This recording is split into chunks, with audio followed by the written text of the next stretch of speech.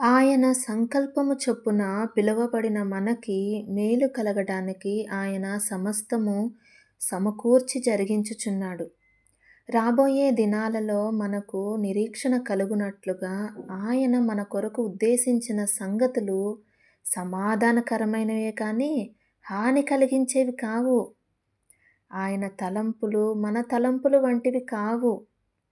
ఆకాశములు భూమికి పైన ఎంత ఎత్తుగా ఉన్నవో మన మార్గాల కంటే ఆయన మార్గాలు, మన తలంపుల కంటే ఆయన తలంపులు అంత ఎత్తుగా ఉన్నాయి.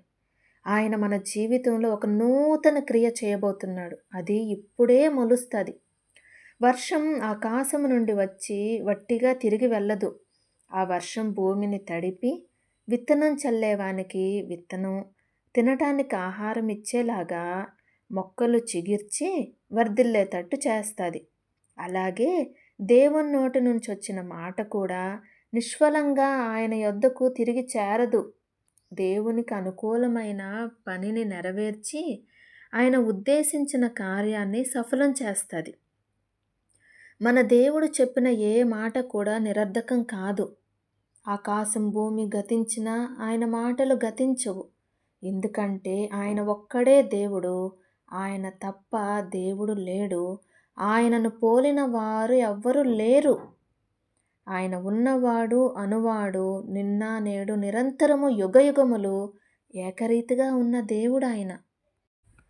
ఆయన చెప్పింది చేయకుండా, ఇచ్చిన మాట స్థాపించకుండా ఉండడు.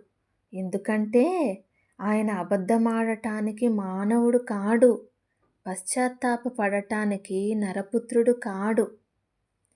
ఆయన అన్యాయము చేయుట అసంభవం. ఆ సర్వశక్తుడు దుష్కార్యము చేయుట అసంభవం. ఆయనకి న్యాయం జరిగించుట చాలా ఇష్టం.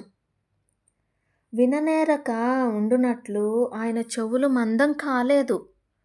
చెవులు కలుగజేసిన వాడు వినకుండా ఉంటాడా? కన్నులు నిర్మించిన వాడు చూడకుండా ఉంటాడా? వాగ్దానము చేసిన వాడు నమ్మదగిన దేవుడు. మనము నమ్మదగని వారమైనను ఆయన నమ్మదగిన దేవుడు. ఆయన తన స్వభావానికి విరోధంగా ఏదీ చేయడు. కార్యాన్ని ఆరంభించిన దేవుడు ఖచ్చితంగా ఆ కార్యాన్ని ముగిస్తాడు. అప్పటి వరకు ఆయన చేతి క్రింద దీన మనస్కులై ఉందాం.